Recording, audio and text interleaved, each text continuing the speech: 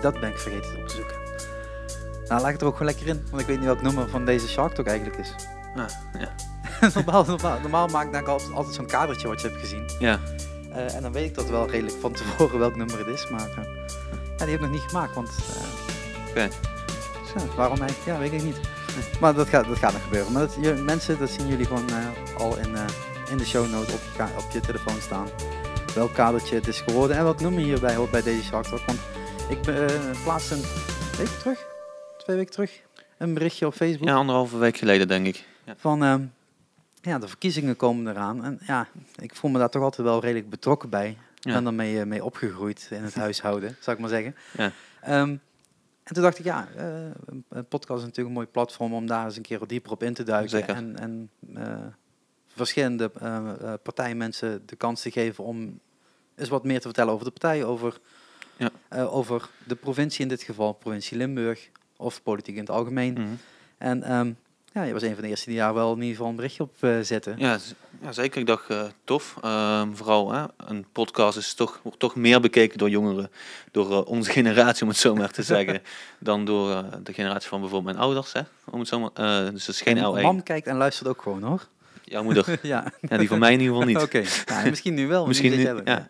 Nee, maar het is toch een ander publiek. Ja, het is superleuk dat iemand een keer gewoon zegt van, ik wil wat meer weten. En tot we dat gewoon zo op deze manier kunnen uitleggen. Dat is ook heel anders dan een debat of zo. Het is gewoon echt een gesprek. Dat is wel tof. Ja, ik kreeg inderdaad inmiddels de 3 mensen die in ieder geval daarop reageerden. Daar heb ik in ieder geval een tekst van gehad.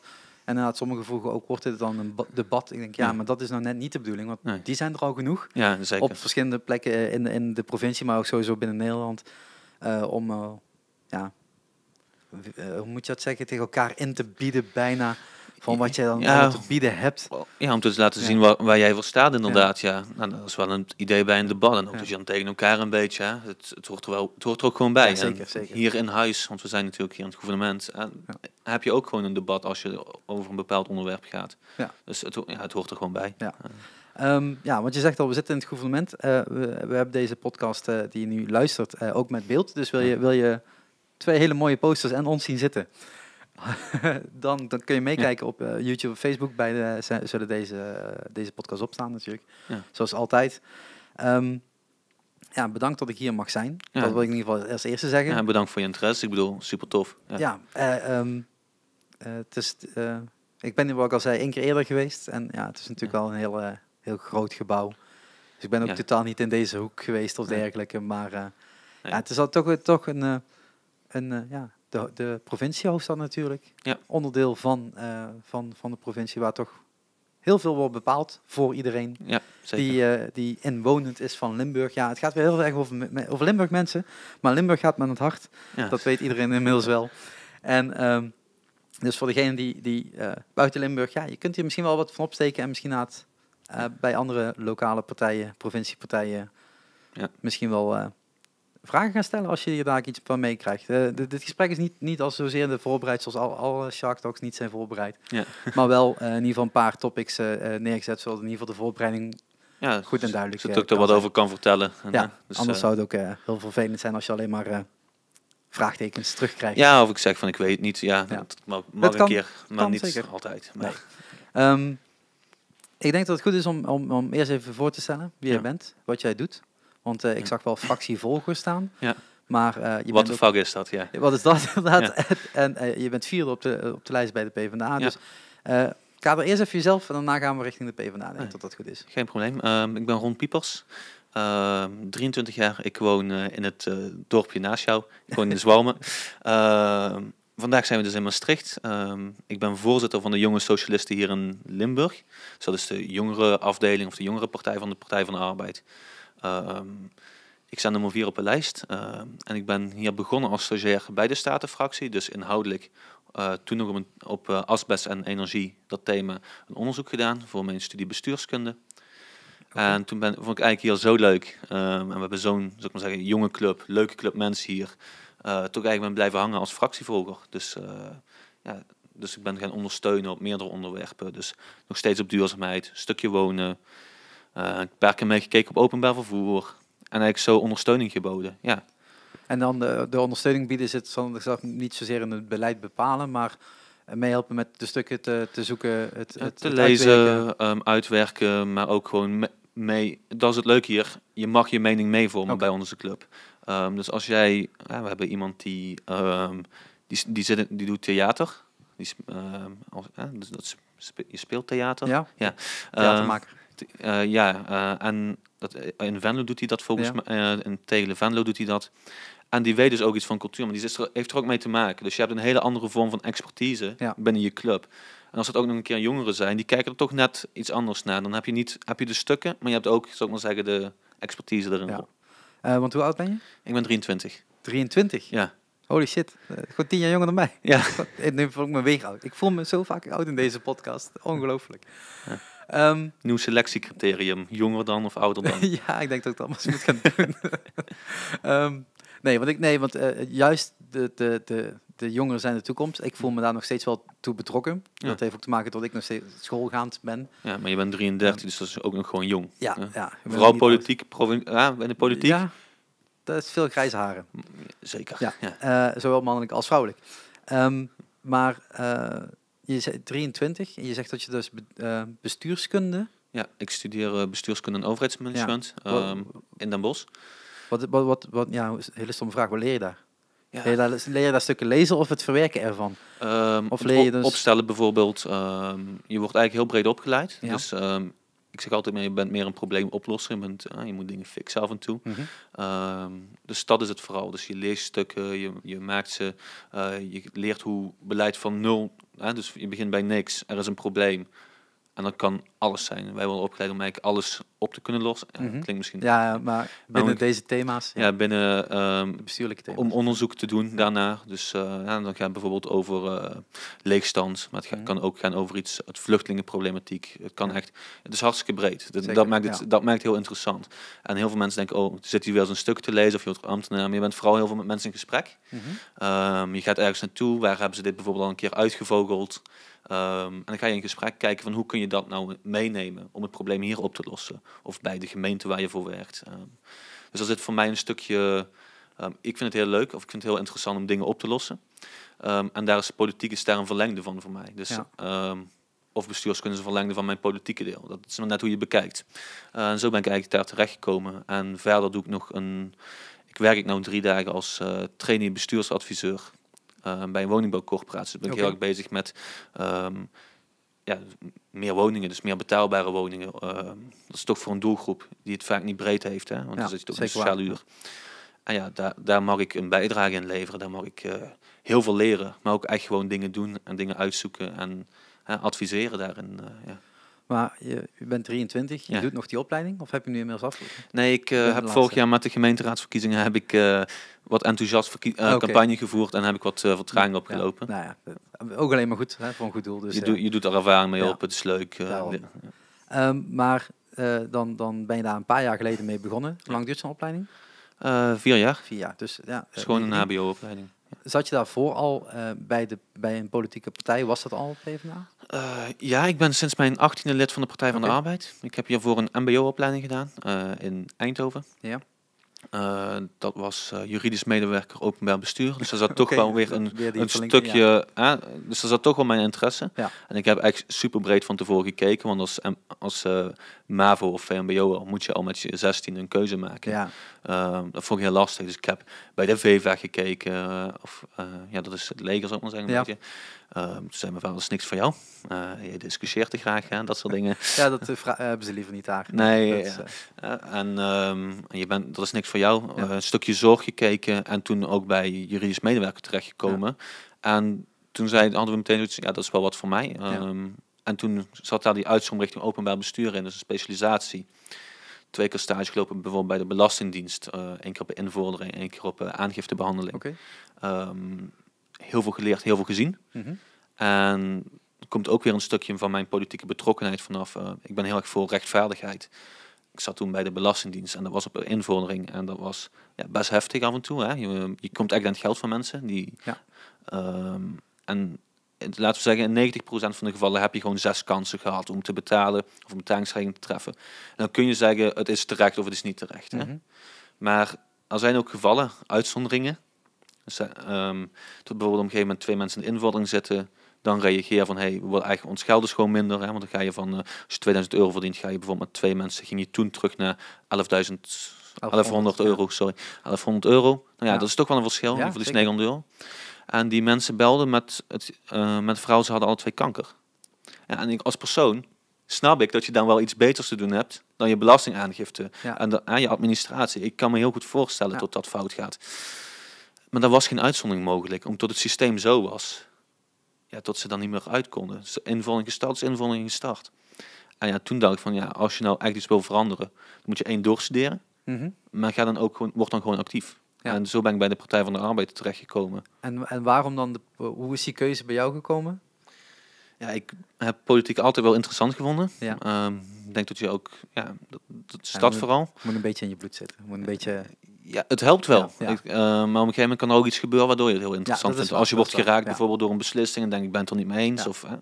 Maar ik vind het altijd interessant. Ik heb me eigenlijk als 14-jarige hartstikke breed georiënteerd. Ik heb een fase gehad dat ik D66 leuk vond. Ik wist toen minder van politiek. Dus het was echt meer van als iemand iets... Ja, als iemand wat meer iets roept of een standpunt heeft waar ik mee eens ben, dan vind ik dat er interessant. Ja. En toen ik me ging verdiepen en wat ouder werd, toen kwam ik bij de Partij van de Arbeid. Vooral na de stage bij de Belastingdienst. Toen ben ik 18 geworden ook daar. Mijn oma zegt altijd, je bent daar volwassen geworden. Ja. Ja. En ik denk ook dat ik daar politiek gezien mijn keuze volwassen ben geworden. Dus dat ik daar ook heb gezegd, het is de Partij van de Arbeid voor mij. Ja, dat rechtvaardigheid, dat verheffen van mensen. Dus mensen omhoog proberen te helpen in het leven. Ja, dat vind ik belangrijk. Daarom zit ik hier. Ja, ik weet niet als ik dat in de tekst richting jou op Facebook had gezet, maar ik ben opgegroeid in een PvdA-gezin. Ja, dat heb je mij verteld. Mam, moet je toch even aanhalen. Goed gedaan, hoor. Die is heel lang raadslid geweest in de gemeente Bezel. Ja.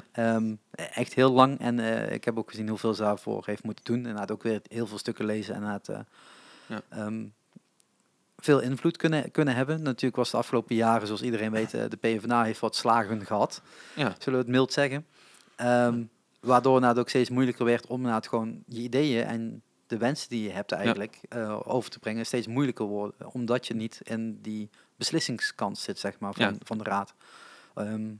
Als je gaat kijken naar, dat is 5 jaar geleden bij jou dat je hebt ingeschreven, lid bent geworden. Ja. Was het toen ook al meteen dat je dan actief werd? Of was het toen eigenlijk gewoon van... volgens mij heb ik namelijk ook ooit ergens een keer... Ik ga dat niet opzoeken mensen, maar ooit een keer zo'n blaadje ingevuld. En ik volgens mij ook ooit een keer lid geworden. Maar ook weer uitgeschreven, dat weet ik zeker. Oké, dat weet ik zeker. Ja, ik wilde meteen vragen, ben je nog lid? Nee, er wordt in ieder geval geen geld afgehouden. Dus dat... Oké. Ik ben niet meteen actief geworden. Ik ben toen met de lokale afdeling in Roermond heb ik contact gehad. Dat was dan gemeente Roermond natuurlijk, Zwalmen. Ja, sinds 2007. Ja. Heel veel mensen in Zwalmen zeggen, Zwalmen blieft Zwalmen, moet ik zo maar zeggen. Hè? Dat is nog steeds wel een beetje, dat is nog steeds hoe het is. Ja. Het is ook echt een apart dorp. En apart in de goede zin van het woord. Ja. Eigen identiteit. Maar ik ben toen actief geworden bij de... Ik ben een paar jaar later pas actief geworden. Want ik probeerde toen actief te worden. Ik wilde actief worden, maar ik zat midden in mijn stage. Was nog ook eigenlijk aan het zoeken van wie ben ik een beetje als persoon daarin. Hè? Wat wil ik daarin? Ik wist wel dat de Partij van de Arbeid goed voor mij was. Maar actief worden is pas gebeurd toen ik mijn mbo heb afgerond eigenlijk. En ik denk dat ik nou sinds 2015, 16 denk ik ergens echt actief ben geworden. Ja, dus eigenlijk een jaar later, 1,5 jaar later dat je... Ja, toen ben ik ook, toen ik met mijn HBO begon, dus ik zit nu in mijn 4e jaar, ben ik ook bij de Jonge Socialisten terechtgekomen. Dus ik ben eerst lid geworden van de Partij van de Arbeid en daarna pas van de Jonge Socialisten. En dus eigenlijk in heel veel gevallen is het andersom, maar ik heb die weg gekozen. Ja, want ik kan me in ieder geval niet heel goed herinneren, maar ik kan me in ieder geval wel herinneren van als je zo jong bent, je bent 18, je weet nog niks. Nee, je weet weinig. Dan maak je die beslissing. Ik heb toen ook inderdaad, ik weet niet als het een beslissing is geweest, maar inderdaad ook gezegd van ik vind in ieder geval de linkerkant van de politiek interessanter dan de rechterkant. Nou, zit ik steeds meer op een ander niveau, zeg maar, niet zozeer links-rechts te denken, maar misschien wel meer op taken of op standpunten, zal ik het zo zeggen. Tot het voor mij inderdaad meer kiezen is wat links en wat rechts valt, zeg maar. Ja. Terwijl het vroeger heel duidelijk, dit is heel erg links en dit is heel erg rechts is. Ja. Dat wordt er misschien ook wel minder. Die vervanging is er misschien ook wel wat meer. wordt anders. Ik denk sinds de jaren 90, dat heette toen New Public Management, om even een bestuurskundige term te gebruiken. Maar toen ging je meer zoeken naar de derde weg. Dus hoe ga je nou, hoe ga je meer kapitaal en hoe zeg je dat nou, markt en sociaal een beetje verbinden met elkaar. Hè? Vroeger links-rechts was echt of de markt of de mens, om het zo maar even heel hard te stellen. Ja. Toen werd een middenweg geprobeerd te vinden. Ja. En nee, die middenweg is niet het CDA, moet dan te zeggen. Exact, want dat... Maar het is echt een andere vorm van denken. Ja. En daarin zie je dat we dingen zijn geprivatiseerd. Hè? De Post bijvoorbeeld, deze week nog in het nieuws. De PostNL en Cent toch samen gaan. En nou heb je wel weer één postbedrijf. Maar het is niet van de staat. Ja. Of het Air France, KLM. Even vliegtuigjes shoppen, om het zo maar te zeggen. Ja. Ja, dat doe ik ook wel heel af en toe. Maar dan is gewoon tickets betalen bij de KLM. Ja, nee, zie je, dus dat is toch anders, ja. Ja, ik heb niet 680 miljoen op de rekening staan. En dan moest nog wat bij, begreep ik. Ja. Volgens mij was het wel afgerond inmiddels, die 14%. Ja, gisteren volgens mij afgerond. Dat is nog best snel, moet ik zeggen. Als jij inderdaad gewoon zo snel zoveel kan binnenhalen. Ja. Dan zijn er een hele hoop mensen die er vanaf willen. Dus dat is ook nog een beetje vraag en aanbod natuurlijk. Maar, ja, dat is eigenlijk de markt. Ja, exact. Ja. Nee, maar ik heb in ieder geval wel altijd heel lang gezeten. Of in ieder geval de afgelopen jaren inderdaad heel erg gezeten. Dus wil ik nog PvdA stemmen bijvoorbeeld? Niet vanwege het feit dat de standpunten niet goed zijn. Maar is er iets beters? Of iets wat meer aansluit bij mijn denkwijze? Ja. En daarom ook in deze podcast en ook in gewoon überhaupt, als ik met mensen praat, ik wil er heel open in zijn. Ja, kijk, thuis in de gemeente Wezel, daar heb ik geen keus. Dat moet gewoon van mam, dat is gewoon PvdA en dat is goed. Okay. Zij staat ook nog op de lijst, alleen nu als lijstduwer in plaats van als lijsttrekker. Dus die goeie zo nog. Dus die stem krijgt ze sowieso altijd nog wel, zolang ze op die lijst staat. Ja. Maar de vorige keer heb ik op de Partij van de Dieren gestemd. Omdat toch ook heel veel raakvlakken in zitten met de Partij van de Arbeid. Zeker. Als het op het sociale vlak gaat. Ja. Tot misschien voor mijn gevoel de PvdA wat dieper induikt op andere thema's waarvan de Partij van de Dieren zegt, ja, hier ga ik me nu niet aan bemoeien, want niet dat het een one-issue partij is, maar... maar meer one-issue dan de Partij van de Arbeid, zo maar te zeggen. Ja. Daar denk ik van, dan had ik eigenlijk liever bij de SP of bij de Partij van de Arbeid gezeten. Maar er is niet een partij die dat allemaal treft. En dat is ook geen keuze wat je kunt maken als burger zijn, want je mag maar één vakje invullen eigenlijk. Op het moment dat jij dan daaraan begint, dan weet je dit allemaal, want je hebt al een keer mogen stemmen, of nog net niet. Ja, ik heb toen de eerste keer volgens mij ook meteen gestemd. Ja. Was volgens mij de gemeenteraadsverkiezingen. Ja. Dan heb je ook al die dingen gezien. Je hebt het voor je gezien en dan denk je van oké, dit is het beste wat aansluit bij mij, de Partij van de Arbeid. Of heb je ook op dat moment gedacht van nou, de keuze is zo moeilijk. Hè? De gemeenteraadsverkiezingen gaan natuurlijk over soms andere thema's, daar zullen we het daar ook nog wel over hebben, dan de landelijke thema's. Ja. Misschien voel ik me in de gemeente wel meer op een plek bij een andere linkse, verwacht ik dan, partij. Ja, ik denk dat sowieso, daar heb je het verschil landelijke politiek en lokale politiek. Lokaal gaat het toch meer over de lokale issues en dan kun je, het is bijna ideologisch, zou ik maar zeggen. Hè? Ja. Ik ben Partij van de Arbeid omdat ik me een sociaal-democraat voel. En daar hoort een bepaalde manier van denken bij. En ik kan mij heel erg vinden in dat verheffing. Wat de VVD trouwens ook doet, maar op een andere manier bijvoorbeeld. Hè? Die doen daar veel meer de markt voor. Daar is iets van te zeggen, hè? Maar dat is gewoon anders. Ja. Niet goed. Ik vind het niet goed, laat ik het zo zeggen, maar ik respecteer wel de keuze. En ik ben zo eigenlijk wel... Ja, ik ben toen heel lang geweest denken, hoor. Dat is niet zomaar iets wat ik heb gedaan. Ook lid worden, dat ik van ik wil wel gewoon goed zitten. Ja. Ik wil me, ik klink bij heel stom misschien, maar thuis voelen. Ja. En ik voel me hier thuis. Ja. Maar dat is dan landelijk of gemeentelijk? Of waar begon dat dan? Ja, ik denk dat je begint vaak landelijk, denk ik. Dat is toch het eerste wat je ziet. Hè? Dat zijn de tv-debatten. Als je een beetje geïnteresseerd bent in tv en nieuws en zo, en dan kom je daar toch het snelste bij uit. En ik denk dat dat voor mij de doorslag gaf eigenlijk. En je hebt natuurlijk ook nog invloeden van vrienden en dat soort dingen natuurlijk die zeggen van waarom iets rug is of waarom iets goed is, om het zo maar te zeggen. Dus ik denk dat heeft bij mij wel echt invloed gehad. En naarmate je verdiept en je dan en ook op een gegeven moment word je lid, dan ga je toch nog meer inlezen.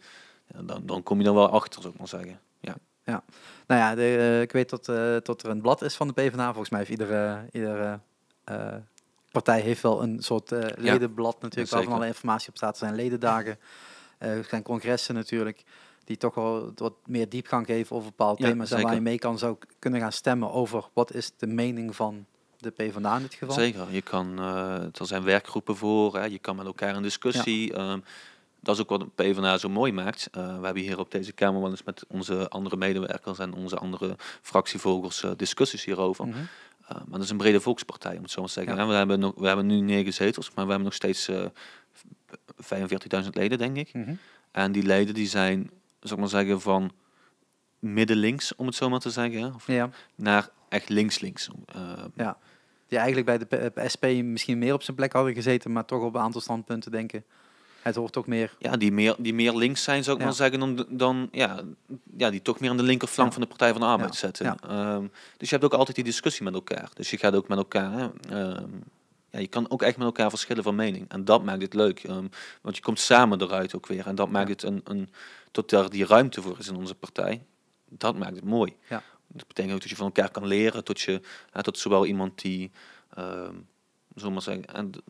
iemand van de vakbond die schoonmaker is, bijvoorbeeld, die is lid. Maar we hebben ook gewoon professoren die lid zijn, om het zo maar te zeggen. En als je die discussie met elkaar kan voeren, het praktische met het wetenschappelijke, om het zo maar te zeggen. Ik weet niet of ik het zo goed verwoord, maar daar kom ik nog wel bij. Duidelijk, Dan krijg je wel, denk ik, de kern voor de meeste mensen te pakken. Dan gaat het om, die hebben alle twee een dak boven hun hoofd nodig. En daar is iedereen het over eens. Ja, en inderdaad, dan is het natuurlijk waar, in ieder geval zoals ik ben opgegroeid, inderdaad heel erg over de sterkste schouders dragen de zwaarste lasten. Ja. En wat jij dan bijvoorbeeld aanhaalde, zo'n belastingdienst met zo'n... we hebben eigenlijk geen optie, want dit is nu eenmaal het systeem en dit is eenmaal dus de regel. Nu ingevoerd. Dus we gaan deze mensen niet kunnen helpen, want we hebben geen uitzonderingsregel toegevoegd in de code. Ja. Dat is natuurlijk iets waar ik in ieder geval ook, wat ik al zeg, mee ben opgegroeid op die denkwijze. Ja. Inmiddels heb ik kleine 10 jaar, iets meer denk gewerkt in de detailhandel. En dan merk je toch op sommige plakken dat je denkt, ja, maar dit klopt niet of dit werkt niet. En dan ga je eens verder kijken dan alleen de PvdA. Niet om de PvdA te bashen nogmaals, maar nee, geen probleem. Er zijn andere partijen die misschien op dat ene vlakje waar jij anders over nadenkt en dan een ander punt hebt. En op een gegeven moment, maak je daar een keuze in welk genre links of rechts of midden of waar dan ook wilt stemmen. Maar ga niet over stemmen. Ja. Nu komen de provinciale statenverkiezingen, zeg ik in één keer goed hè? Ja, zeker. Ja, statenverkiezingen eraan. Dat is, jij weet die datum. 20 maart. Kijk, dat had ik ook kunnen weten, want dat is mijn zus jarig. Ik hoop ik heb alle 2 wat te vieren. Ja, dat hoop ik ook, denk ik ook. We hebben net even kort over landelijk gehad. Ja. Die hebben begonnen in de gemeente. Ja. En daartussen zit eigenlijk gewoon 1 grote speler. En dat is ook waar we nu letterlijk zitten, in het gouvernement. Dat is de provincie. Je zegt al, je hebt ooit een keer je keuze gemaakt, toch grotendeels op de landelijke thema's. Ja. Dan kom je werken bij de provincie, terwijl je ook al wat hebt meegekregen uit de gemeentekant natuurlijk. Wat is het verschil? Wat maakt het verschil tussen die 3? Het klinkt toch zomaar andere bevoegdheden. Ja. Punt, weet je, gaat, einde vraag. Einde vraag. Ja, maar je gaat... maar het gaat om heel veel andere dingen. De gemeente... ik ga hem even chargeren, dus ik ga hem even misschien wat overdrijven. Maar de gemeente, als je daar wil, dan kun je over elke stoeptegel discussiëren. Ja. Om het even, ik overdrijf misschien iets, maar dat is wel even... de provincie gaat toch over andere dingen. En dan gaat het over het openbaar vervoer bijvoorbeeld. Daar kun je als gemeente wel iets mee, maar ook wel niet echt, want dat is gewoon provinciaal afgesproken. Hè. Dat heet een concessie, dus Arriva mag hier het openbaar vervoer doen. Dus de Maaslijn die in Reuver komt en in Zwalmen, maar ook hier de Heuvellandlijn bijvoorbeeld, of noem maar op.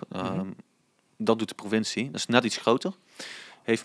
Het raakt sowieso meer mensen, want het gaat boven de provinciegrens uit. Of gemeentegrens uit. Dus ja, dat eigenlijk. Dat is toch weer een ander niveau. Je bent met andere dingen bezig. Maar nu moeten wij kiezen.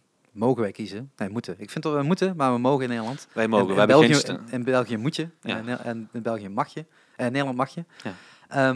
Maar eigenlijk zou je moeten, natuurlijk. Want je wilt zoveel mogelijk mensen die eraan aan mee kiezen. Want daardoor krijg je een eerlijkere stem te zien.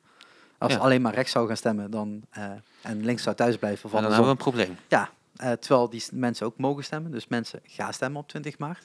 Dus heel even gaan naar een hokje toe.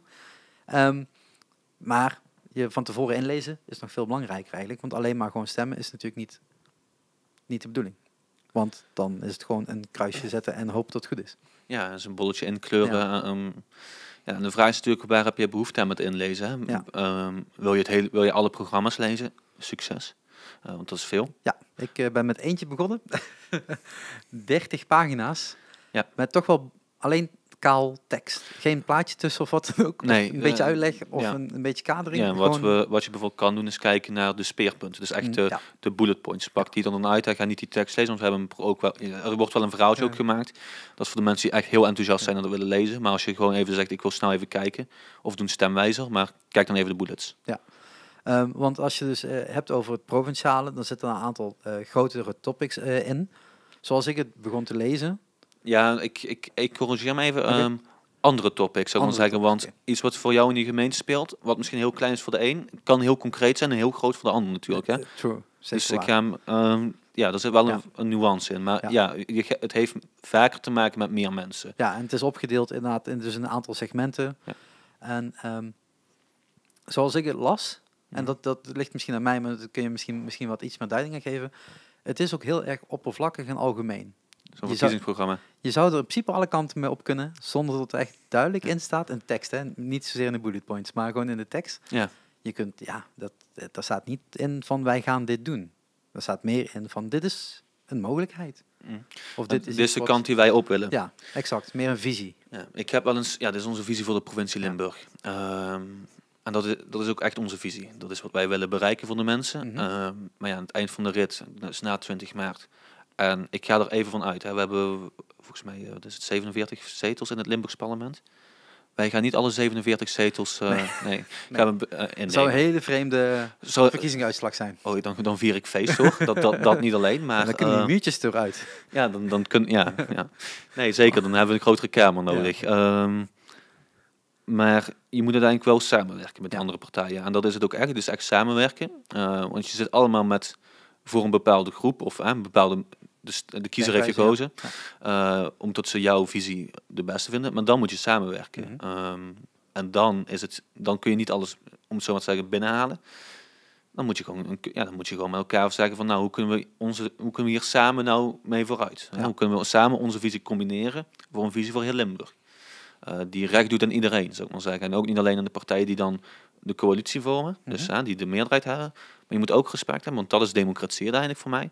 Ook respect voor de minderheid. Dus ook rekening houden met die minderheid. En ook, niet gunnen is het verkeerde woord, maar dat je wel zegt van, ik snap waar je vandaan komt en ik neem je mee. Ja. En daar heb je misschien beter over nagedacht. Dus dan gaan we die kant op. Is dat een beetje het idee? Dus op het moment dat mensen die partijprogramma's, misschien een aantal, dat hoeft niet allemaal, maar een deel te lezen, want je weet meestal een beetje, je smaakt wel een beetje. Ja. Dan lees je dus eigenlijk iets waarvan je, gaat weer heel stom klinken, weer negatief, maar wil ik niet zijn, maar je leest iets waar je van je zeker weet, dit gaat hem niet worden. Want er zal altijd een middenweg gekozen worden of een compromis gesloten worden. Of zijn er ook echt standpunten die 1 op 1 overgenomen worden uit zo'n... Ja, je kan zeggen, dit is een breekpunt, dus als dit punt van ons er niet in komt, dan doen wij niet mee. Dat zou je kunnen doen. Dat is een keuze die je maakt, ook met onderhandelen met elkaar natuurlijk. Mm-hmm. Maar je kan niet alles breekpunt maken bijvoorbeeld. Hè? Dat werkt niet, want dan kom je nergens met elkaar. Ja. Dus nee, je zou wat water bij de wijn moeten doen, om het zo maar te zeggen. En dat is soms heel rot. Ja. En dat is niet leuk. Als je kijkt naar de PvdA landelijk, dan zag je ook het resultaat daarvan, van water bij de wijn doen. Dan werd je afgestraft. Even los van ik vind dat niet terecht, maar even los van of het terecht of niet terecht is. Ja, het is gebeurd. Het is gebeurd. Ja. En voor die mensen is het heel terecht. En ik snap dus ook waarom het is gebeurd. Ja. En dus ik snap het, ja. En dat maakt het wel iets om van te leren en mee te nemen. Maar de provinciale verkiezingen zijn altijd 2 jaar na de landelijke verkiezingen? Altijd om en nabij? Nee, laat ik zo zeggen. De provincie, een kabinet kan vallen. Ja. Dus dan heb je vervroegde verkiezingen. Ja. En dat is in Nederland nogal vaak gebeurd de afgelopen 15 jaar, 20 jaar. Ja, waar wij in zijn opgegroeid is dat vaak gebeurd. Ja. Dat is alleen maar gebeurd. Het laatste kabinet was het enige kabinet wat de rit uitzat. Dus dat is een unicum, ook voor mij. Ja. Maar provinciaal, je kan wel vallen, maar dan zijn er geen nieuwe verkiezingen. Dus, want de provincie kiest ook de Eerste Kamer bijvoorbeeld. Hè? Dus ook weer een stem naar Den Haag dadelijk toe. Wij gaan die kiezen. Dus stel ik word gekozen, dan mag ik ik weet de datum niet, maar dan mag ik hier in huis een bepaald velletje inkleuren en zeg ook een bolletje inkleuren. Dus mag ik stemmen. Dan mag ik stem ik natuurlijk op iemand van de Partij van de Arbeid. Hè. Dan leveren wij een senator, om het zo maar te zeggen. Je zegt natuurlijk. Is dat natuurlijk? Wat, dat ik op iemand van de Partij van de Arbeid stem? Ja, tuurlijk. Ja, nee, ja. Ja. Voor mij wel. Ik weet niet wat iemand anders kleurt. Daarvan zijn het verkiezingen. Ja. Wij kiezen indirect, zou ik maar zeggen. In Nederland kiezen indirect de Eerste Kamer. Dus je mag ervan uitgaan dat een stem op... dat een stem op mij ook een stem op de Partij van de Arbeid in de Eerste Kamer is. Ja. Ja, nee, ik weet niet waar ik dat gelezen had of waar het precies op sloeg, maar dat was inderdaad die reactie daarop eigenlijk. Het is heel normaal om dat te vinden, hè, tot het dan ook automatisch richting dezelfde partij gaat. Ja. Maar je kiest natuurlijk als individu. Dus jij zou kunnen zeggen, binnen Limburg vind ik de Partij van de Arbeid het beste. Buiten vind ik dat elders. Dus ik zou ook nog kunnen zeggen van ik stem iets anders. Dat zou in theorie kunnen. Volgens mij kan het theoretisch, maar ik zit zo in de wedstrijd. Voor mij is het ik ben een sociaaldemocraat. Hè? Ja. En de Partij van de Arbeid is een sociaal-democratische partij. Dus ik ben er zo van overtuigd dat dit het beste is. Beste keuze, ja. Of in ieder geval, dat is mijn keuze. Ja. Die mensen gaan 20 maart naar de stembus. Die hebben zich ingelezen. Die hebben een aantal partijen bekeken. Die komen... die krijgen zo'n blad uitgereikt. Nadat je controle hebt gehad en je blaadje hebt ingeleverd. Ja. Je krijgt je stembiljet.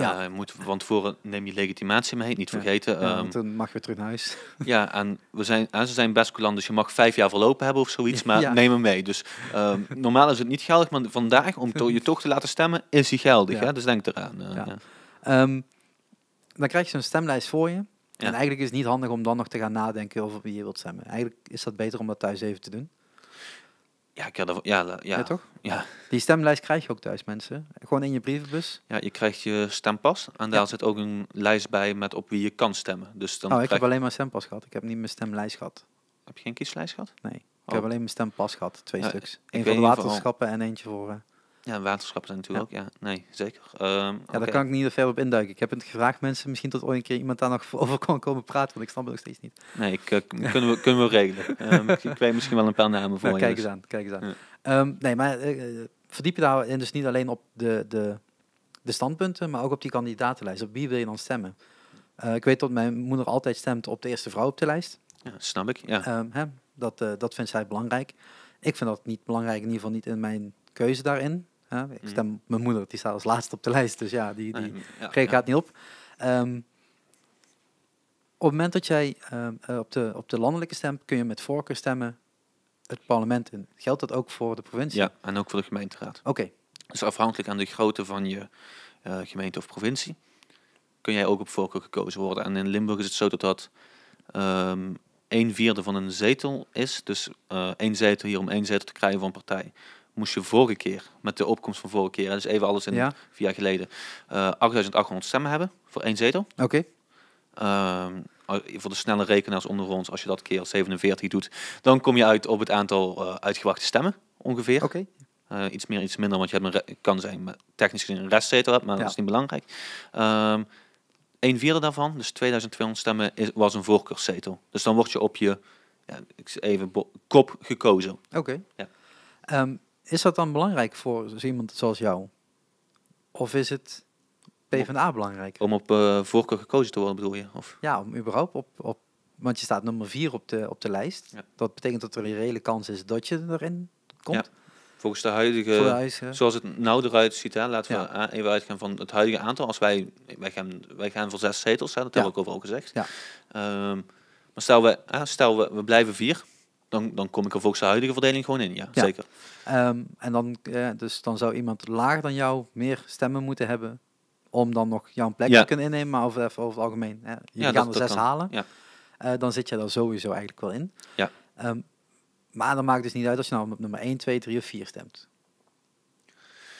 Ja, weet je, dus vaak zie je, en dat is wat je ziet, dat lokaal stemmen mensen op een lokale kandidaat. Hè? Ja. Dus iedereen uit Zalmen stemt op jou. Ja, laten we en Roermond, want het is gemeente Roermond. Ja, nee, ik ben de kandidaat voor inderdaad, ik ben de hoogste kandidaat uit Midden-Limburg van de Partij van de Arbeid. Dus Roermond, Roerdalen. We hebben wel kandidaten in bijvoorbeeld ex-Susteren zitten, 2 kandidaten. We hebben kandidaten in Weert zitten. We hebben nog 2 andere kandidaten uit Roermond trouwens, maar die staan lager op de lijst. Shout-out naar Richard en Heido, om het zo maar te zeggen. Goed zo. Ja, dus... maar nee, ik ben inderdaad de hoogste kandidaat in Midden-Limburg. En daar ben ik echt wel trots op ook, dat ik dat mag zijn. En wat we net in het begin al aanhaalden, zo jong. Ja. Hè, de meeste mensen op de lijst zijn ouder dan jou. Ja, en toch, onze top 10...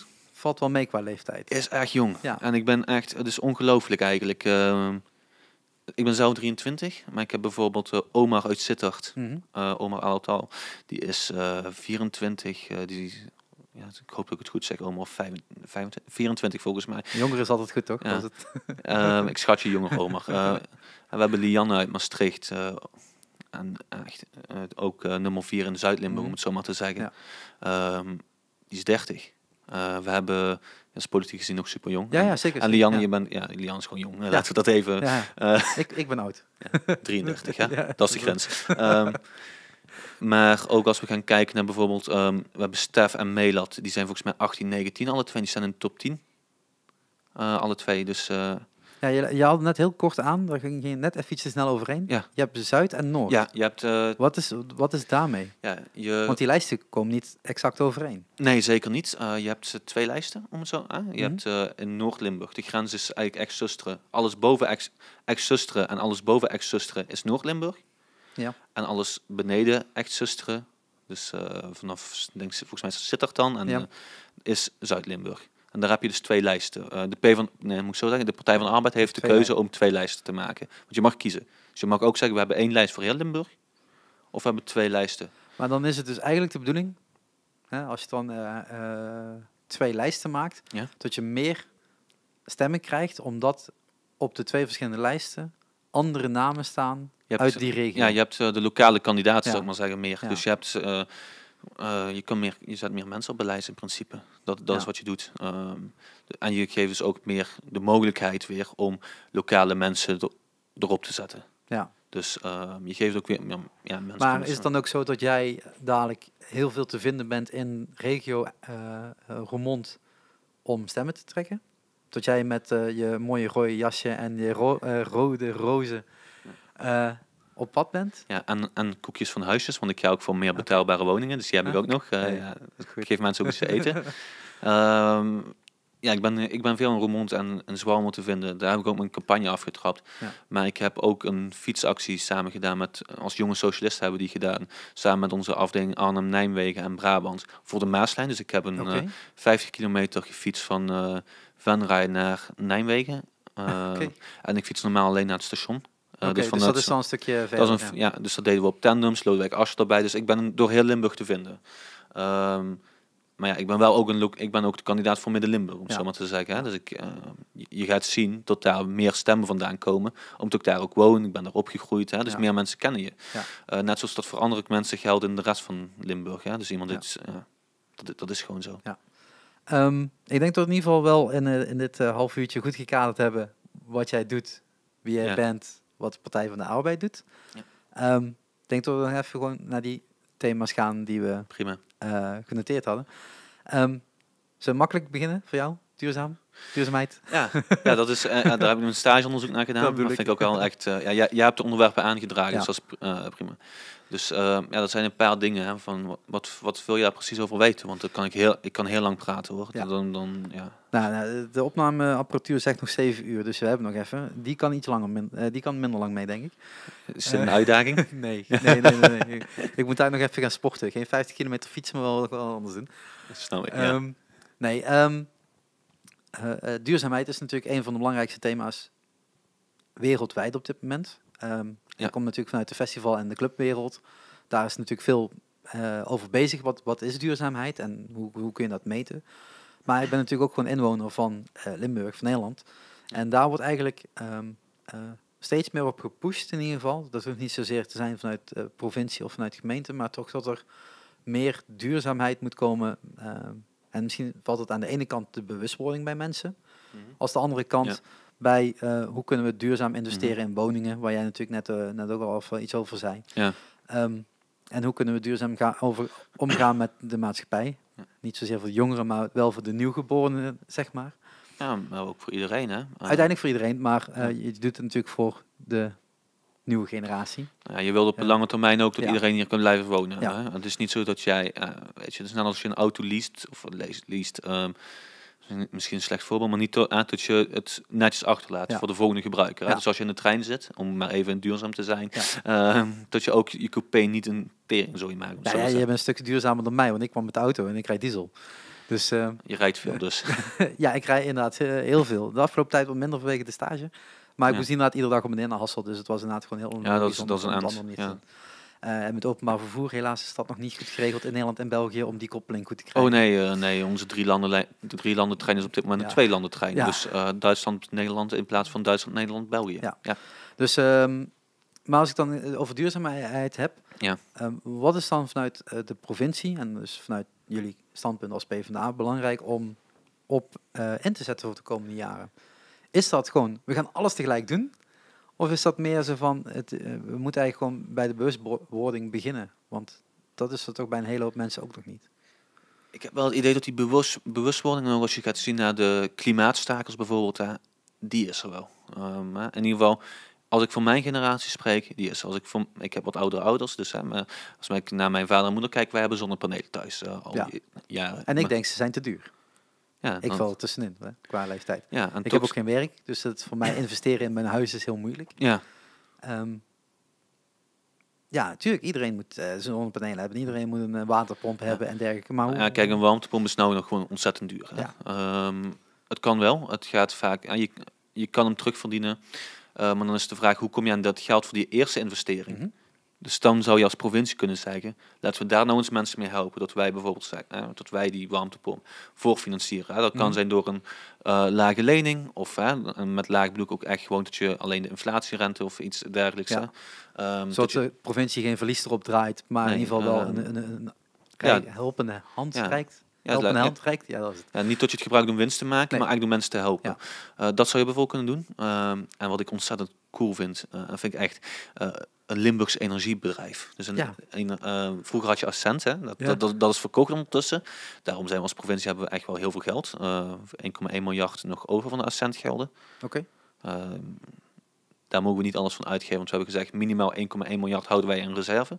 Oké, maar dat is ook logisch. Want maar je wil niet allemaal in krop. Ja. Maar stel je gaat een eigen energiebedrijf oprichten en je gaat mensen bijvoorbeeld helpen. Stel je wilt een windmolen neerzetten. Even los van of je een windmolen tof vindt in je achtertuin, ja of nee. Die discussie gaan we niet voeren. Die discussie kunnen we echt uren doen. En dat wordt ook gedaan hier in huis. Hè. Ja, maar dat is ook goed. Daar worden jullie voor betaald, zeggen we dan toch? Of niet? Ja, je wordt niet betaald. Je krijgt een vergoeding. Okay. Maar ook dat, even los daarvan, er zitten hier mensen die werken daar elke dag voor. Nee, dus je hebt hier gewoon ambtenaren zitten die... Maar dat is ook helemaal... Ik bedoel, totaal niks negatiefs. Ik ben alleen maar blij met mensen die daarover willen nadenken. Ja, maar je merkt hoe ontzettend veel vooral ook tijd hierin gaat zitten. Ook van de mensen. Ik ben daar echt van geschrokken hoeveel... Ja, ik zou zeggen, we kunnen morgen beginnen met bouwen. Ik weet een heel mooi plekje. Knal maar vol en doe maar. Voor een windmolen? Voor een windmolenpark, maar mij het niet uit. Waar wil je hem hebben? Net voorbij Roermond, zeg maar. Daar ligt nog heel zwalmen. Nee, de andere kant op, langs de snelweg. Ja. Want er ligt nu boerenlandschap. Mm-hmm. Die kun je opkopen. Ja. Theoretisch kan dat. Ja, dat kan. Niemand heeft er last van, want er zijn niet daadwerkelijk wijken langs meteen. Nee. Iets verderop wel, maar ja, dat op een gegeven moment... kijk, dan kilometers natuurlijk gehad. Daar heb je de hele technische discussie van hoe ver mag een windmolen bij mensen. Ja. Maar dat is natuurlijk... Daar heb je wetgeving voor. Maar jij zegt een energiebedrijf. Ja, en wat ik daarmee vooral bedoel is, kijk, als jij wilt dat mensen gaan verduurzamen, dan moet je niet zoals nou gebeurt, en dan heb ik vooral kabinetbeleid, de lasten bij de burger leggen. Hè? Dus de energierekening is deze maand, jij hebt een eigen huis, zei je net? Ja. En dan weet je hoeveel die omhoog is gegaan. Yep. Ja. Ik heb de verwarming uitstaan, mensen. Ja, hij kwam binnen met een jas aan. Ja. Maar dan moet je dus echt gaan kijken naar bijvoorbeeld, hoe kun je ervoor zorgen dat die mensen er echt van gaan profiteren. Dan kun je zeggen, we gaan een Limburgs energiebedrijf doen. En wij financieren bijvoorbeeld die inkoop om je als corporatie in te kopen, bijvoorbeeld, financieren we voor. Of wij gaan die neerzetten. En daar kun je nog keuzes in maken. Maar je zou bijvoorbeeld kunnen zeggen van, nou, en in plaats van dan die rente te betalen daarop, of de lening terug te betalen, weet je wat, wij gaan de winst daarvan, die houden wij bijvoorbeeld voor een tijdje. Dat zou je theoretisch kunnen doen. Ik zeg niet dat dit de vorm is, maar het is een vorm.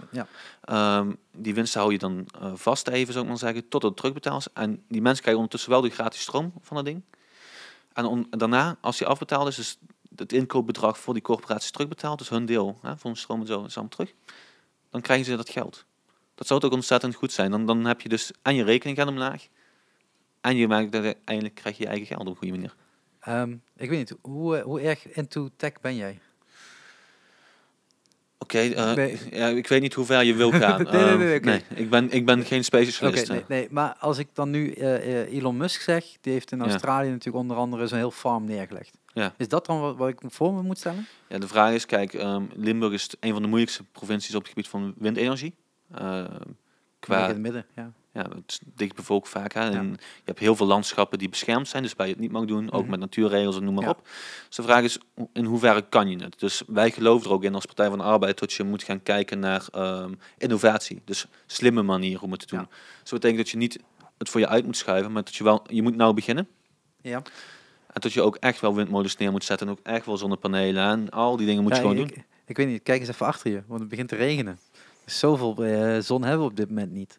Iets met waterstof. Iets met waterstof. Nee, maar is dat, wanneer is het dan rendabel? Want als je dat als provincie wilt opzetten, dan moet die rekensom natuurlijk ook gemaakt worden. En is dat dan allemaal gedaan voordat je zo'n beleid, in ieder geval voordat je het in je... Ja, je komt wel met een onderbouwd voorstel natuurlijk. Ja. Je moet eerst ook zo'n energiebedrijf moet je onderzoeken welke vorm is haalbaar. En ja, ik heb daar ook hier nou niet het antwoord op van welke vorm willen we, wat is sterren. Hè? Maar ik geloof erin tot daar echt wel de mogelijkheid ligt om het voor iedereen bereikbaar te maken, zeker. En wat is dan het verschil tussen het feit dat de provincie dat zou moeten doen ten opzichte van een eigen bedrijf? Ja. Iemand die dat... wat er nou bijvoorbeeld gebeurt, we hebben in Limburg op dit moment 6 windmolens staan. De rest is nog in aanbouw. En we moesten er meer hebben voor 2020. Nou gaan we dat misschien nog halen, misschien net niet. Om meer windmolens neer te zetten. Dat zijn afspraken met het Rijk. Maar je hebt nou die 6 windmolens. Ik weet even niet waar ze staan. Maar 3 daarvan, die winsten, die gaan naar Japan. Dus dat heeft Toyota of zo heeft die opgekocht. Ja, ik zeg het echt. Ja. Dit is echt. Dit is geen grap. Dit stond... Ja, dit is door een bedrijf in Japan. Volgens mij is het Toyota of een bedrijf in ieder geval opgekocht. En dan zie je dus dat die winsten. Dus de mensen hebben dan het profijt niet van. Nee. En ik geloof erin dat als jij daar profijt van kan hebben, dan zie je ook de meerwaarde ervan in. Hè? Dus dan is het niet alleen, die roddingen die staan in de weg, maar je krijgt er wel stroom van. Ja. Dus dan is het eerlijker. Dan mijn rekening gaat met zoveel naar beneden toe. En dan pik ik het wel tot ik 3 kilometer, 4 kilometer op een paal zie staan. Ja, en de vraag is natuurlijk hoe belastend vind je zo'n paal? Dus hoe rot vind je zo'n paal ook weer? Ik vind een windmolen niet per se lelijk. Nee. Het ligt eigenlijk aan een locatie. Exact. Hè? Je kunt zo net verkeerd neerzetten. Als je door België of door Duitsland rijdt, dan zie je er een hele hoop meer. Dan dat we dat hier zien. Ja. En dat ook op vaak logische plekken. Langs snelwegen, dan maakt het toch niet uit wat er staat. Ja, in ieder geval een stuk minder. Ja, en dan kun je het daar prima neerzetten. Maar dat is natuurlijk een stukje duurzaamheid die dan vanuit de provincie gedaan zou kunnen worden. Door na een energiemaatschappij te beginnen. Ja. Dat mag zomaar? Of is daar ook nog heel veel wetgeving voor nodig? Want ik kan me voorstellen met die privatisering, wat je zei van... Ja, we hebben op dit moment wij investeren als Limburg, we hebben 2 regelingen als Limburg. Niet een energiebedrijf, maar wel, we investeren wel, om het zo maar te zeggen. Dus we hebben de regeling duurzaam thuis. Dat betekent dus als jij zonnepanelen wil, dat jij via de provincie kan financieren of voor betere isolatie. Zodat dus dat is één ding, dat doen we al voor. En dan kun je toch de BTW terughalen of zoiets was de rekening en dan... heb je nog een beetje voordeel van? Volgens mij zoiets. Dus een lagere lening, zou ik maar zeggen.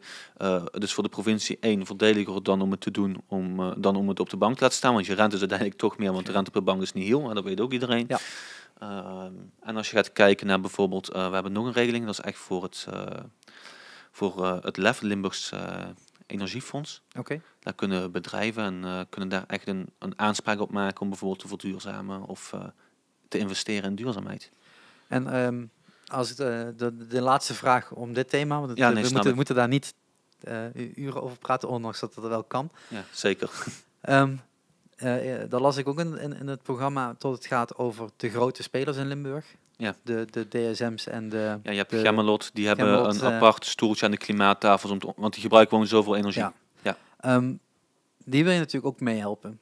Dan doe je dat voor dat verduurzamen van hun, waar hun profijt van hebben. Mm-hmm. En uiteindelijk heeft de inwoner van Limburg daar ook profijt van, omdat je gewoon schonere lucht omheen krijgt. Zeker, ja. En geen gele gloed die er af en toe op ligt. Ja, je hebt...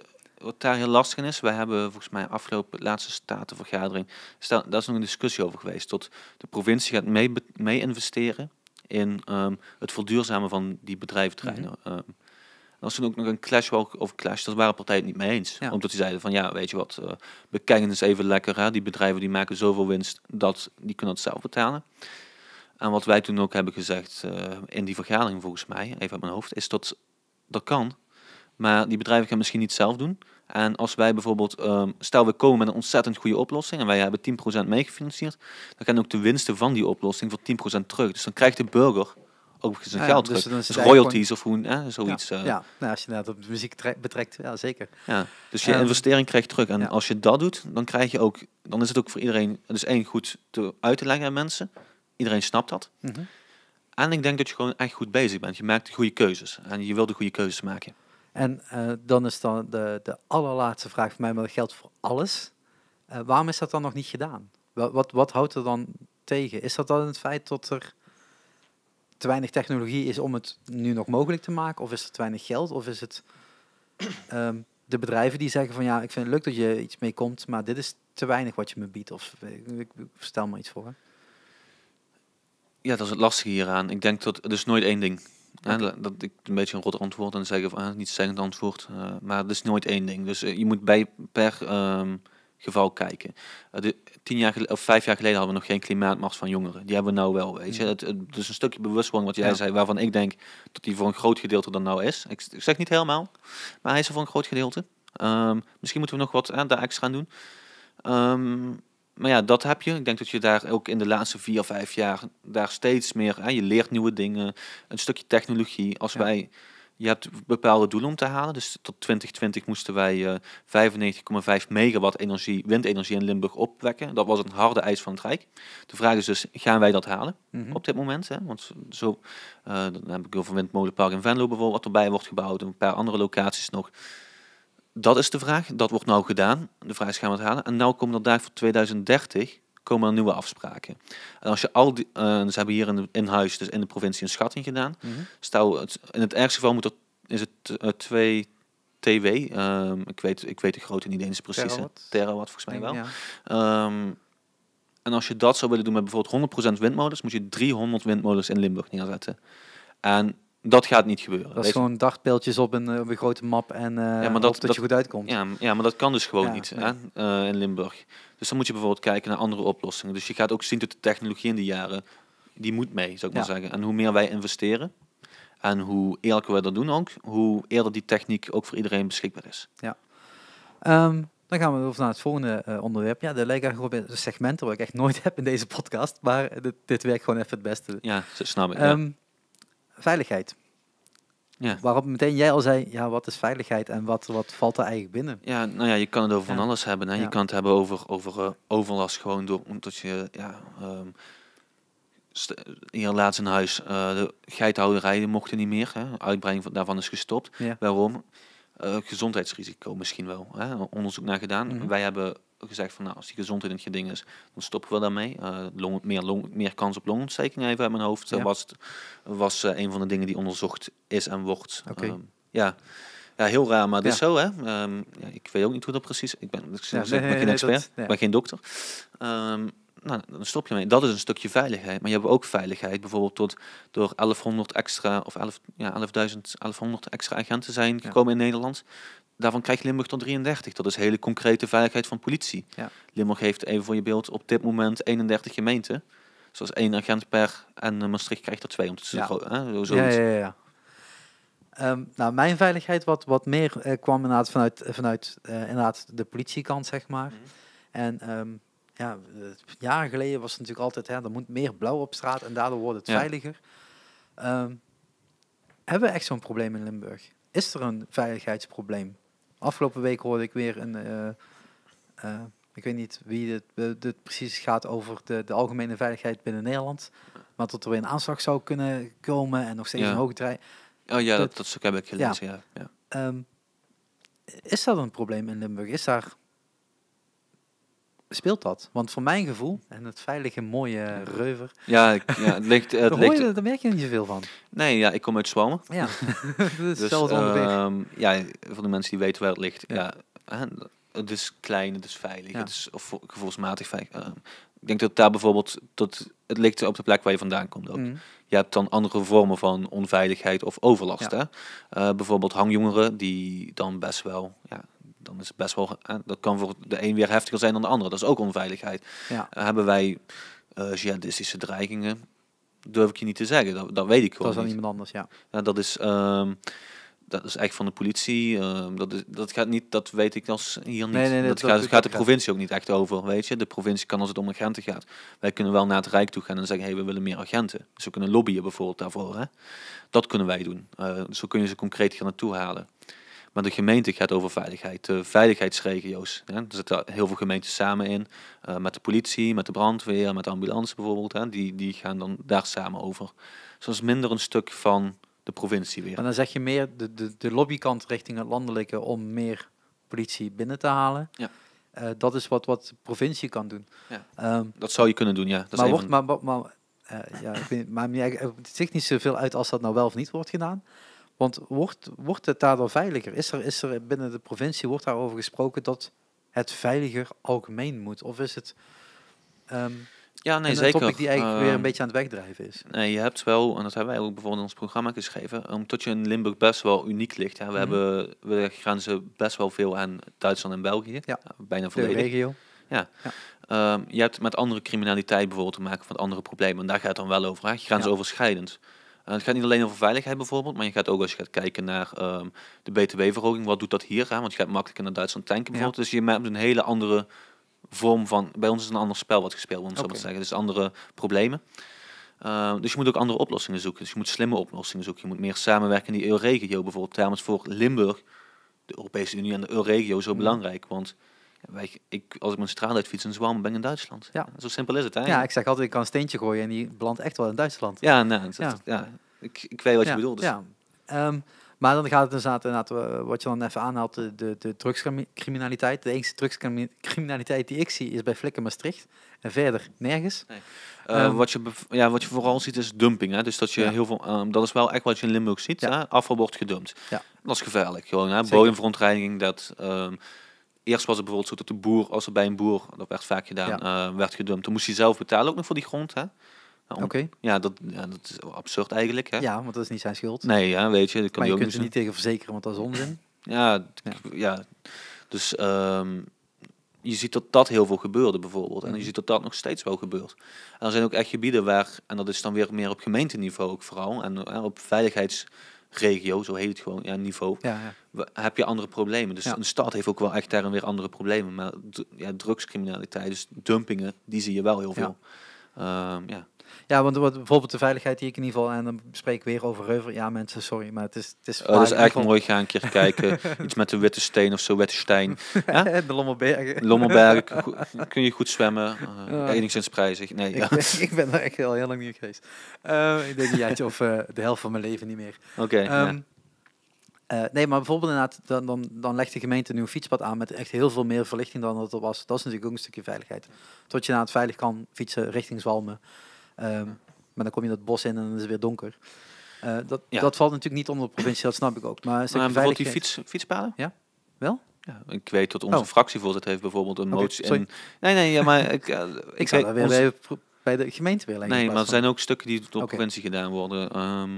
Bijvoorbeeld onze fractievoorzitter heeft een keer een motie ingediend. Ik weet even niet de naam, maar die heeft een keer ingediend voor een verlichting van een fietspad. En puur omdat op dat stuk 2 keer Het was 2 keer raak geweest en ik weet niet precies wat er is gebeurd even uit mijn hoofd. Hè, want volgens mij een poging tot verkrachting of aanranding of iets, hè, weet je. En dat is wel veiligheid. En dat kun je wel doen, weet je. En dan kun je ook daar maken we ook keuzes in. Hè. Dat is ook verkeersveiligheid valt dan hè, voor de wegen van de provincie bijvoorbeeld. Die valt daar wel onder. Ja. Daarom zeg ik, veiligheid is super breed, weet je. En dat is niet per se de veiligheid waar wij altijd over denken. Maar verkeersveiligheid is ook nog weer een vorm van veiligheid. Dus we komen daarop neer. Voor de mensen die meekijken, lees de programma's, lees wat erin staat. Ja. Want je merkt al, ik weet het ook niet allemaal. En soms denk ik zelfs van, in hoeverre kun je daarover gaan of wil je daarover gaan? Hè? Dat is ook weer een keuze die je maakt. Maar ja, dat is wel, ja. En vooral veiligheid moet je gewoon zoveel mogelijk doen. Ja, iedereen wil dat. Iedereen vindt het belangrijk. Ik ren tegenwoordig mensen, sorry. Vind ik wel een stuk fijner als ze naar de onverlicht fietspad ren ik dan. Maar tot dat verlicht is. Totdat het dus niet een of andere donkere straat is waar je zomaar even in rent. Mm-hmm. Het heeft ook deels met mijn achtergrond te maken, maar dat is een ander verhaal. Ik kom misschien ooit nog een keer op terug. Maar, aparte podcast. Aparte podcast. Ja, ik kan er heel veel maken, dus dat scheelt. Ja. Maar dat is dus een stukje veiligheid in ieder geval wat vanuit preventie in ieder geval ook voor deze verkiezing op het programma staat. Om in ieder geval de samenleving in ieder geval veiliger te maken op heel veel verschillende vlakken. Dus niet zo alleen... Ja, en ook vooral veilig houden, hè? Want het gaat goed. Ja? Laten we daar ook eerlijk zijn.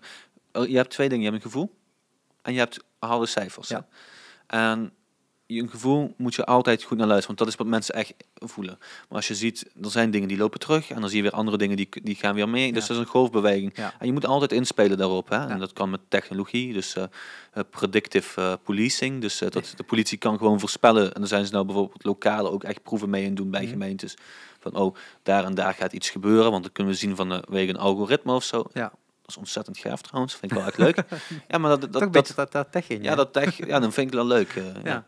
Nou ja, kijk, dat is natuurlijk zo en die discussies ga ik niet voeren, maar mensen denken er ook over na.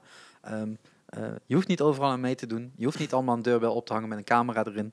Maar ja, sommige dingen zijn wel heel fijn om ze te hebben. En dat geeft ook weer een stukje veiligheid voor jezelf, zonder dat je bij de provincie hoeft aan te kloppen of landelijk hoeft aan te kloppen. En zegt van, ik voel me niet veilig in mijn eigen huis. Ja, je kunt daar tegenwoordig door slimme technologie steeds dichterbij komen om dat zelf in de hand te hebben, tegen betaalbare prijzen ook natuurlijk nog. Wat natuurlijk wel extra fijn is. Zullen we overgaan naar het laatste gedeelte? Ja, hoor. Ja? Want de algemeen hadden we wel een beetje gehad. Hè. Dus dat ja, niet, zeker. Nemen we alles een beetje mee. De cultuur. Ja. Mijn dingetje. Goed. Zoals in het plan stond, zoals in de partijprogramma, zo moet ik het dan noemen. Hè? Ja, programma. Partijprogramma. Programma van de Partij van de Arbeid, partijprogramma. Ja. Er wordt altijd gesproken over de humuslaag van de cultuur. En ik denk nog steeds, je bedoelt het gewoon onderlaag, dat bedoel je. Ja, maar die hebben we met ontzettend veel plezier. We hebben een keer een stuk gelezen, zo'n beetje een intern grapje misschien, daarin de humuslaag. Ja. Ivo, die heeft met 1 jaar stage gelopen, die is ook blijven hangen. Die zag dat ergens staan en zegt, die zei humuslaag. Dus dat is een beetje ook een joke van, maar we bedoelen hetzelfde, Gewoon de jongste mensen die meedoen aan de cultuursector. Ja, de doorstroming. Ja, en de doorstroming daarvan. Daar wordt steeds meer over gezegd en geschreven totdat het ondersteund moet worden. Ben ik helemaal eens, want hoe meer geld naar de cultuur gaat, hoe beter. Maar... wat wordt er gedaan voor de poppodia? Wat wordt er gedaan voor de bands die al iets groter zijn dan dat? Ja. Ja. Of hoe denk je daarover? Goede vraag. Nee, goed. Dat is gewoon kijken van. Dat staat ook in het programma. Wij zijn ontzettend gaaf vinden als je bijvoorbeeld met professionals zou kunnen samenwerken bijvoorbeeld daarin. Hè? Dus dat je met professionele, dat je co-producties krijgt en dat je wat meer die interactie krijgt op een bepaald niveau daarin. Iets wat misschien nou nog wel wat mist, hè? Ik ben zelf niet per se super thuis in pop. Nee, jij hebt Zwaanpop om de hoek. Ja, nee, zeker. Ontzettend leuk. Heel mooi festival. Mensen gaan er allemaal heen. Ergens in augustus dit jaar. Ja, altijd eind augustus zo'n beetje. Net voor de vakantie. Ja, volgens mij de laatste week. Ja. Dus de laatste week van de vakantie is het volgens mij. De laatste weekend. Ja. Heel erg leuk. Ik heb toevallig vandaag ingevuld, maar ik weet het niet meer.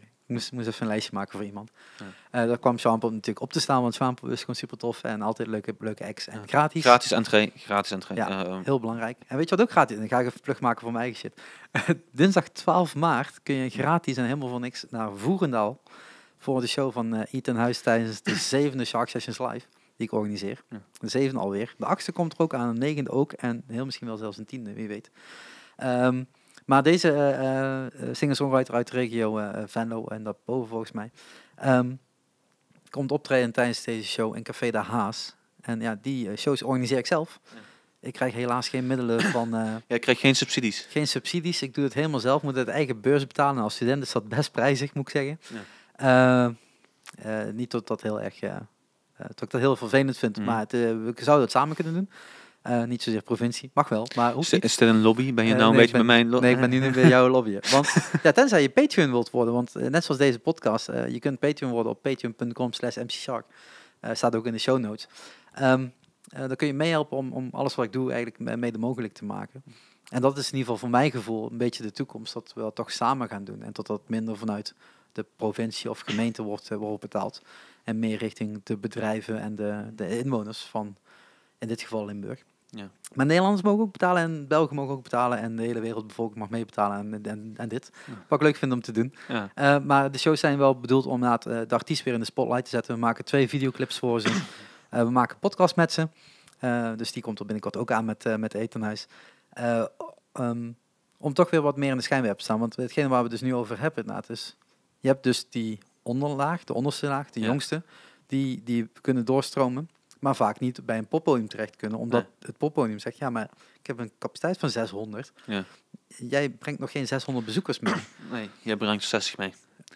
Dan mag je wel blij zijn. Ja. Ik ben heel blij als er 60 bezoekers zijn op 12 maart, dinsdag 12 maart in Café de Haas in Voerendaal. Allemaal komen, nog één keer,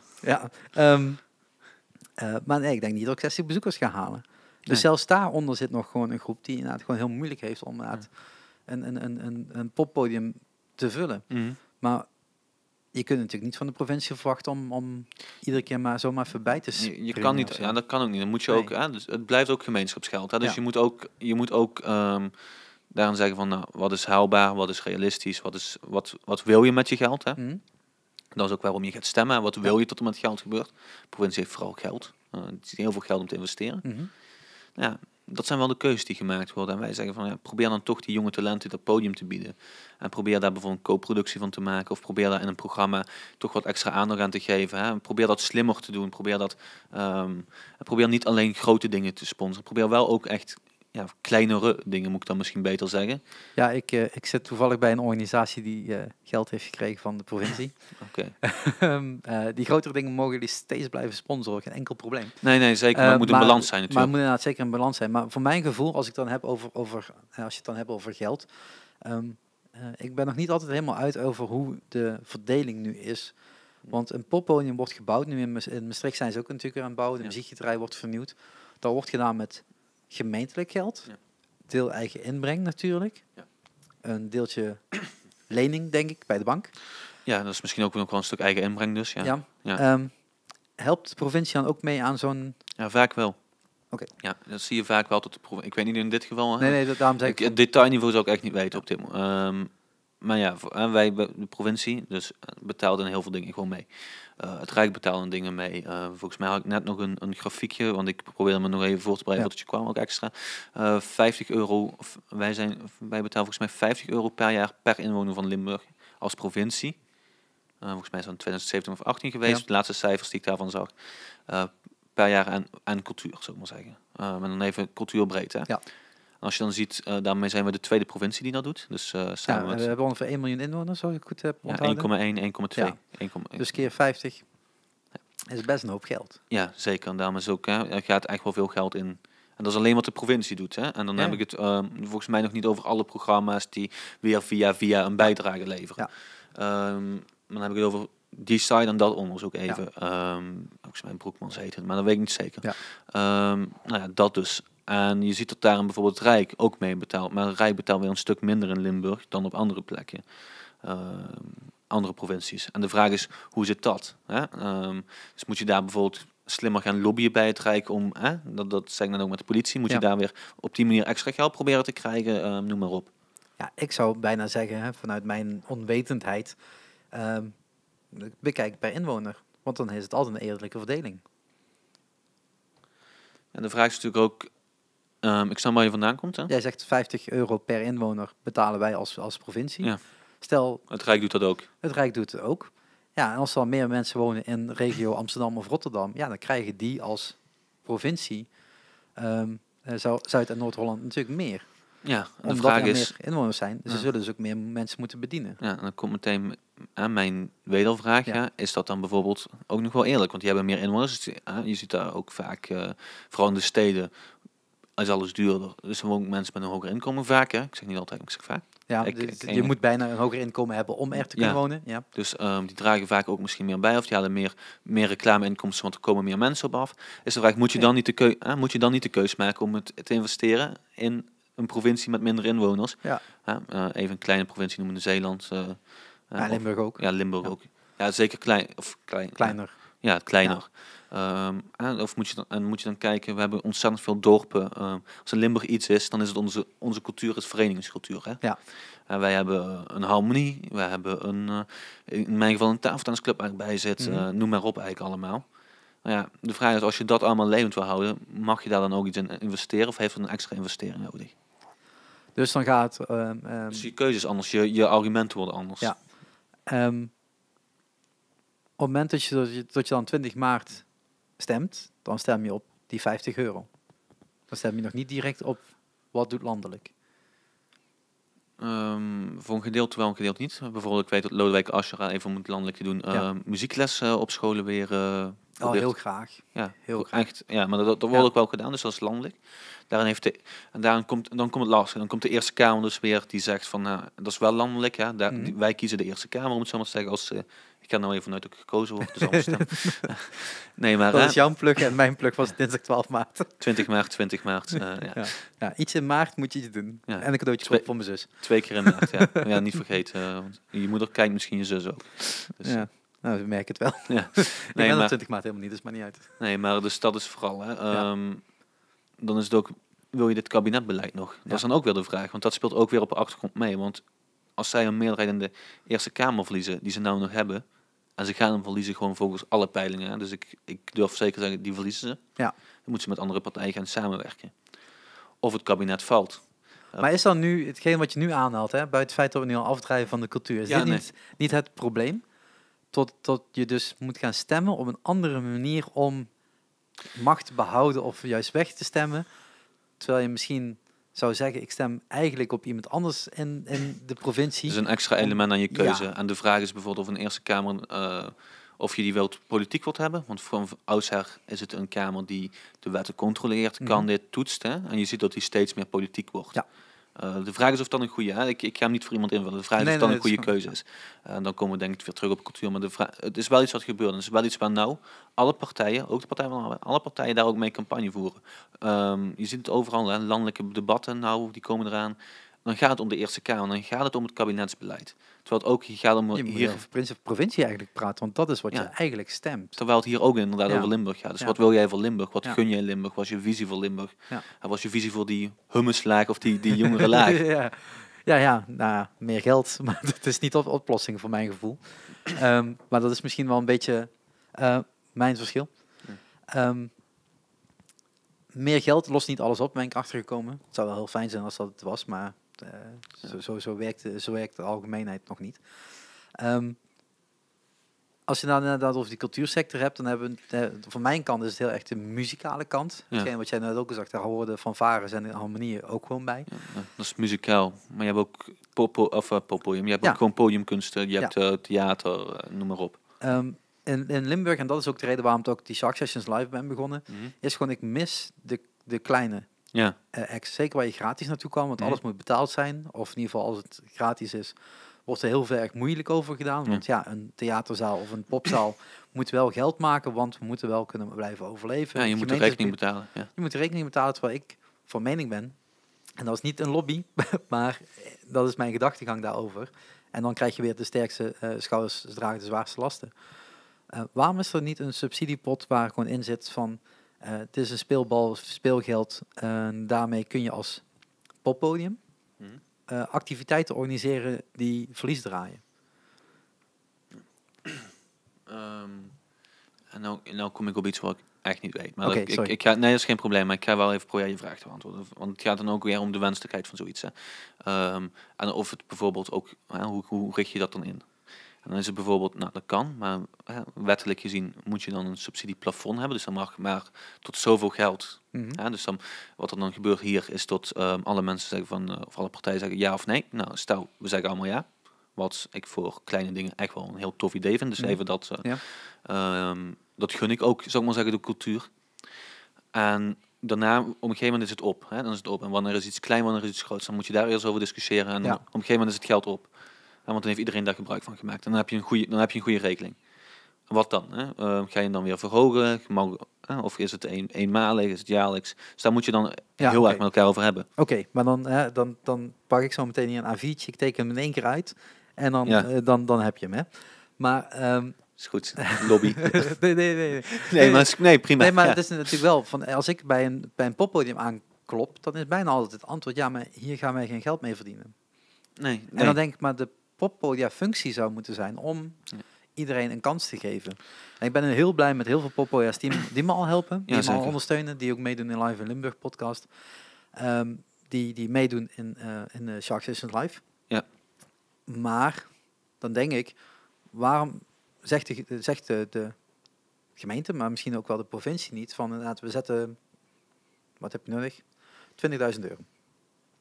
Voor alle poppodia's. Zeg dat je 6 poppodia's hebt. Het zal ongeveer kloppen. Sorry als ik iemand vergeet, dan zijn het er 7. Ik snap dat je dat niet voor allemaal kleine instellingen moet doen, of allemaal losse cafeetjes of dergelijke, maar gewoon de poppodia's die al geld krijgen, want die krijgen gewoon geld, mensen. Dat staat gewoon vast. En ze krijgen ook gewoon, dat zei we net, ze krijgen ook gewoon... provincie of gemeente. Vanuit de provincie in ieder geval al meer geld dan vanuit andere provincies. Exact. Ik denk dat we daar ook trots op mogen. Ja, zeker. En, maar tot dan zo'n potje staat van oké, als jij een evenement wilt organiseren, moeten wij van €20.000 moeten wij 20 evenementen kunnen organiseren. Dat zijn €1.000 per stuk. Daarmee kunnen we onze eigen kosten gedeeltelijk betalen. Kunnen we je meehelpen in een stukje financiering van je promotie. En kunnen we uren inzetten om jou meedenken aan jouw productie, zeg maar. En dat is eigenlijk wat ik nu mis. Waarvan ik denk van, nou, op het moment dat je het over die humuslaag hebt, dat zit daar nog onder. Die hebben wel geld nodig. Die hebben ook geld nodig om door te ontwikkelen. Maar die tussenlaag van die bandjes die het allemaal nog net niet hebben, die nog niet zelf een tour kunnen organiseren, die nog niet een deftige foto, ik ben ook fotograaf, de fotoshoot kunnen doen, die missen dit eigenlijk. Dus het is eigenlijk gewoon net zo'n tussenlaag waarvan ik denk, ik snap dat iedereen daarboven wordt geholpen. Hè, want de grote festivals krijgen ook gewoon steun. Hè, laten we daar gewoon eerlijk over zijn. En die kleine laag, maar die tussenlaag, denk ik van er zijn evenementenorganisators, niet alleen ik, maar nog een hele hoop anderen, die het nu uit hun eigen zak moeten betalen. Wat ik niet erg vind. Ik vind het niet erg, maar het kost me €250 per maand. Ja. Nou, als student zijnde, weet je ook, ik weet dat is veel geld. Ja. Daar zou voor mijn gevoel nog een kans liggen voor de poppodia's om daar ook op te investeren. Want je merkt ook bij poppodia dat ze steeds minder uren hebben op bezettingsgraad. Omdat ze dus minder middelen hebben, omdat ze minder shows hebben. En als ze meer shows willen hebben, zoals bijvoorbeeld de Nieuwe Noor heel goed bezig is, dan komt er weer wat ruimte. Dan komt er wel wat lucht. Maar je hebt wel die shows eerst nodig. Dus het is zeker. Kip-ei verhaal. Ja, en ik denk als je die doorstroming wilt, want dan gaat het toch om de toekomst van de muziek. Hè? Ja, zeker. En de toekomst van gewoon cultuur in Limburg. Hè? Dan moet je gewoon ook eerlijk zijn. Dan moet je zeggen van, nou, als dat die hummuslaag is, of net niet meer, maar toch wel die tussenlaag is, dan is die hummuslaag of die onderlaag misschien net iets groter. Als wij dan allemaal eerlijk met elkaar zijn en wij willen dit, hè? Dus wij willen dit doen, dan moeten we dat gewoon doen. Ja, en dan moeten we, en ik zeg niet hoeveel 100.000 of ik zeg niet hoeveel geld, hè, maar dat weet ik ook niet. Ik zeg ook maar een bedrag. Even een natte vingerwerk, een beetje gokken. Maar ja, ik denk dat je daar dan wel naartoe moet. En ik denk dat wij als Partij van de Arbeid hebben ook altijd cultuur een heel warm hart toegedragen. Ja. Dus ja, ik zeg niet. En je hoort mij ook alleen maar over de popmuziek, maar het gaat net zo hard over een kunst. Ja. Over je musea. Musea die misschien wel een keer een extra impuls kunnen gebruiken, omdat er iemand een eigen tentoonstelling zou willen organiseren, maar gewoon niet de middelen heeft. Omdat, ook zijn natuurlijk. Ja, dat, maar ook dat je kijkt naar... hier in huis, hè, weet je, het gouvernement hier, dat heeft ontzettend veel kunst gewoon om weet je, we bewaren ook die kunst hier in Limburg, zou ik maar zeggen. Hè. Als je hier daar rondloopt, dan zie je het ook, hè. Ontzettend mooie beelden en zo. Maar ja, weet je, we proberen ook echt, hier in Limburg zijn we ook wel trots op die kunst, merk ik. En ook op eigenlijk alles daarin. Maar het zijn ook je bibliotheken bijvoorbeeld, ook dat is cultuur. En je ziet dat heel veel bibliotheken toch kampen met... gewoon tekorten of tot ze moeten fuseren. In Zwalmen hebben we geen bibliotheek meer. En de digitalisering daarin, en dan heb je toch nog weer het probleem dat er in Limburg best wel veel mensen ook laaggeletterd nog zijn, meer dan je denkt. Hè? Dus minder goed kunnen lezen en schrijven of niet kunnen lezen en schrijven bijvoorbeeld. Dan heb je toch in sommige steden op 17% of zo. En dat is veel. Ja. Dat is echt heel veel. Ja, dat schrik je. Ik weet niet precies of... Maar in ieder geval veel. Hè? Dus, nou weet je, als je al die dingen niet doet, die basisdingen niet doet... Dan creëer je eigen problemen. Ja. We hadden het net over bijvoorbeeld dat stukje veiligheid. Ik was gisteravond bij een informatiesessie van Jong Nederland en de scouting die bijvoorbeeld op hun manier goede burgers moet ik niet zeggen, maar actieve burgers opleiden. Hè? Die zitten vaak in verenigingen, noem maar op. Dus ook een stukje daar weer preventie doen.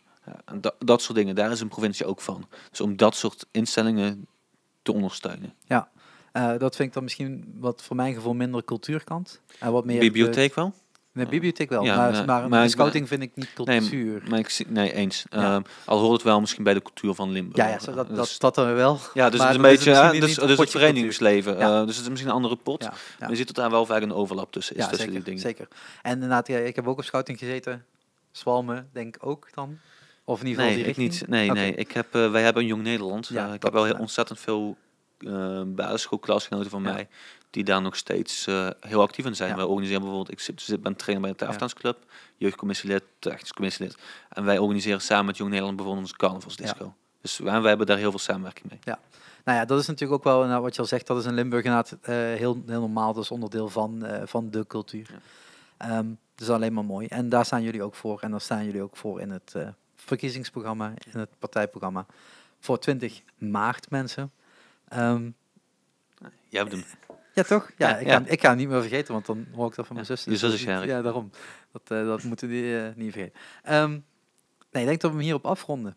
Misschien een heel vreemd einde, mensen. Dat we niet helemaal mooi zo uitveden of wat dan ook. Nee. Maar ik denk dat het belangrijk is, en dat is in ieder geval wat ik nu geleerd heb het afgelopen uur, om misschien nog net iets breder te denken en net iets meer erop in te lezen, voordat je 20 maart de stem gaat uitbrengen. Altijd doen, altijd gewoon goed lezen. Waar voel jij je prettig bij? Wat past bij jou? Maar ook als je 18 bent en net voor de eerste keer mag gaan stemmen. Ja, en ook als je 75 bent, deze podcast hoort. Oh, oké. Maar misschien inderdaad ook weer eens een keer gaan herijken van waar sta je en waar staan wij als Limburg zijnde. En waar willen we heen op verschillende thema's. Ja. En misschien spreekt de PvdA je wel aan. Misschien niet, kan ook. Hè. Ik bedoel, dus dat mag. Dat die keuze, keuzevrij. Ik kan me echt niet voorstellen. Ik wel. Ik nog wel.